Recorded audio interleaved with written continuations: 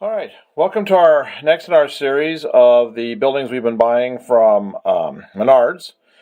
This is another HO scale. They have this also in O scale. It's called the Gamer of Thrones. Obviously, you can see right here what this is referring to.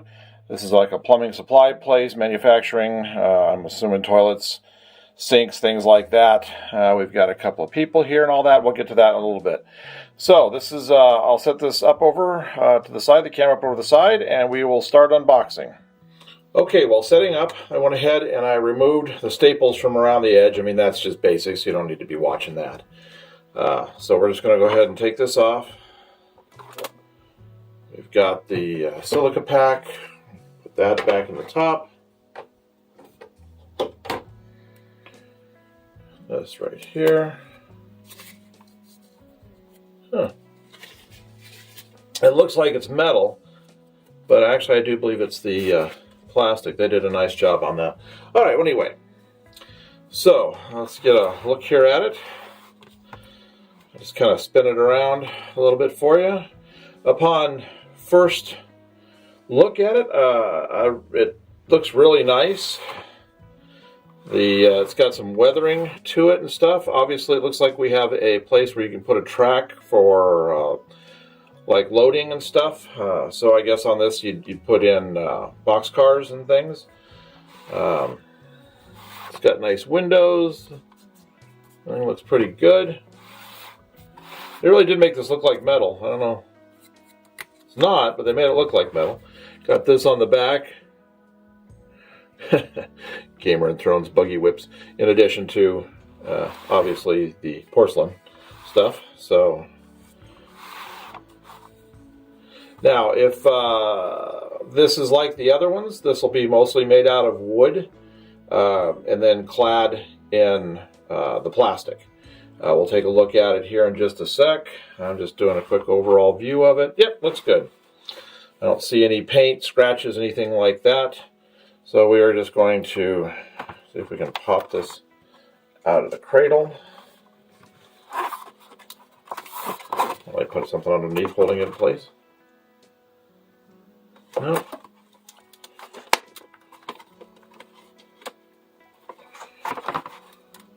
Oh, that's interesting. Oh, there's some tabs that are going around it. Right here I can see stuff holding, oh yeah, there's tabs holding things in. Okay, well that's why they did that, I don't know. Alright, I'm going to pause the video for just a minute while I figure this out, and then we'll make sure we don't get any kind of damage as we try to get this out of here. Okay, so what I had to do was basically, you have to bend, let me show you what the issue was here. See these little nubs right here in these spots? So basically what you have to do to get this out is you've got to bend. I started on the back, so in case I did any damage it wouldn't be seen. I pulled this back, I pulled these two together like this, and that just popped it right out on the side. Then I was able to wiggle a little bit and then get these other sides over here. So just be careful when you do it. I got no damage when I did it. If you just take your time, no problem. All right. So, like I said, I saw this. I'm going to tip this back here. Yeah, it is. Okay. It does come where you can run the wire through the bottom, drill a hole in the layout, run the electric cord, swap out the wiring however you want to do it. If you want to do this, I would just, maybe cut it here, run the wire through, cut the head off right here, maybe give yourself a little bit of room, and run that through so you don't have to have as big a hole. And then as you can see, 4.5 volt thing. A guy had told me that he used a Limax and it actually made lights on these things a little bit dimmer because they are pretty bright. So that's pretty was a pretty good tip on that. But anyway, so you've got that as an option. Or if you don't have a layout, you want this just sitting flat on something, you do have a plug-in right here that you can plug into. That's what I'm going to plug into so it can sit flat when I do this. All right, so what was I doing? Oh yeah, I was trying to get this thing out of here. maybe this one doesn't come out.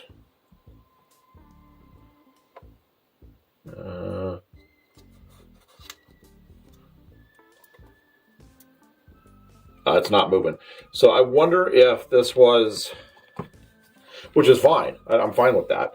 Because, you know, here's where you normally put your track, right here. I'm not sure why they have this back here. What I'm betting they did was they used this model, the base of the model, like just the building, not necessarily the top, as for other buildings that did have this to be removed. But you don't on this one, I'm assuming. Let me see what it says on the box.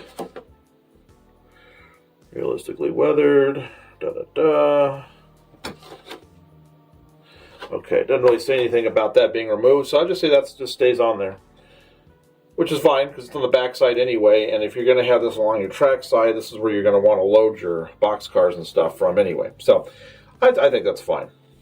Alright, so again, now that we've got it out of the plastic, we'll just kind of rotate it around. Now I'm really going to do some inspections now that I've got it off the thing. It's got some grass down here glued, so it looks like I was able to get all that off without any damage to it. So you can blend this into your landscape. Just, you know, set it in and then bring your ground cover up to it and glue it down. Or you can make a parking lot around it, whatever you want to do. Okay, so again, that really looks like metal up there.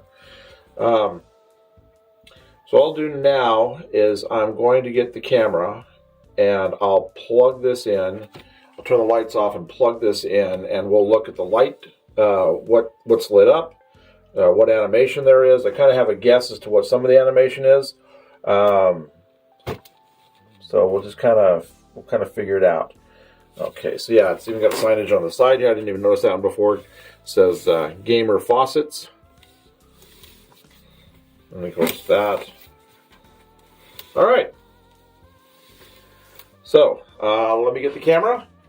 I'll pause it for just a sec. I gotta get my power lead here, and then we'll plug it in.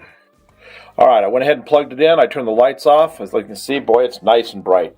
Let me get down here so if I can look at the loading dock here. Boy, those are really bright. I'm getting a bad glare right here, but you can see this perfectly in the sign. Let me tip it just a little bit, see if I can. Yeah, because I'm just getting a reflection right now off the ground. So, but yeah, you can see that. There's none of this. You don't have any discoloration here. I can see this thing perfectly. Okay, so then you got some lights up top. You got some blinking lights up here. That's kind of cool. Do we have any lights on the back side of the building? We have none on the back side. I didn't notice if they'd put any up here or not. Now I'll show you what I thought was going to be the funny thing to this, and it is. You have the toilet up here rotating. So that's what that looks like. So they have their porcelain thrown up there, rotating away.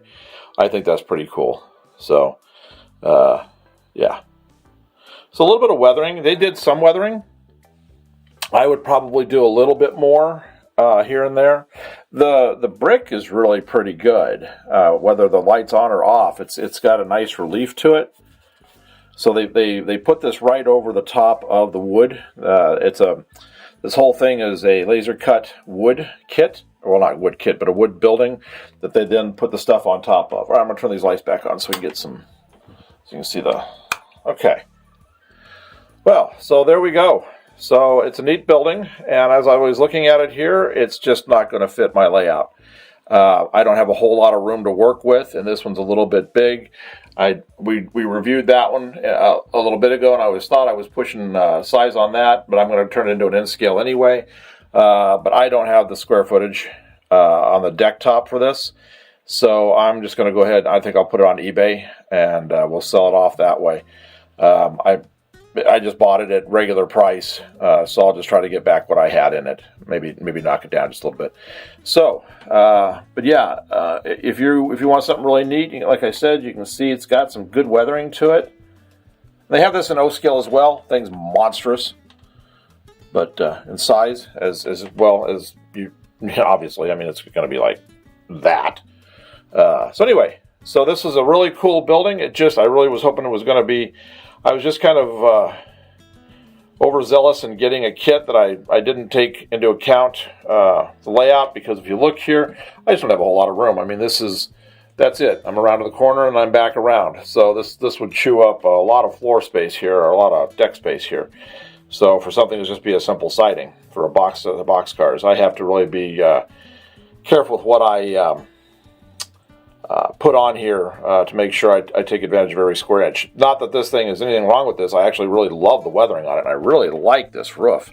I mean, it looks like corrugated metal, and they did a really nice job of hiding all lights and everything underneath it. And it's just got a really nice look to it. I mean, it just looks metally. All right, so I would give this probably a 9 out of 10. Just for overall appearance of the building, kind of a cool looking building, and for everything that it comes with it, with the rotating toilet and all the great lights and nice lit thing here. What I would recommend, like I said, is to probably take the wire down through it, through your bench work, and then cut that thing off and then reattach it, and then maybe put it to a switch to where you can turn it on and off as you want, because I don't think you'd want to have all those lights on, obviously, if you're doing day running. So I'm just going to unplug it here real quick. So that's what it'll look like if you just have it on your layout normally without everything else going. So, all right. Well, thanks for watching, and we should be getting a few more of these before the season's out. I hope you've liked it, and if you want to go check out the other ones, we've done both the power plant and the tide plant. So those we also have those reviews up there. Yeah, I would rate this just as good, if not better, than the Tide, and probably on the same par as the power plant. All right, well, thanks for watching.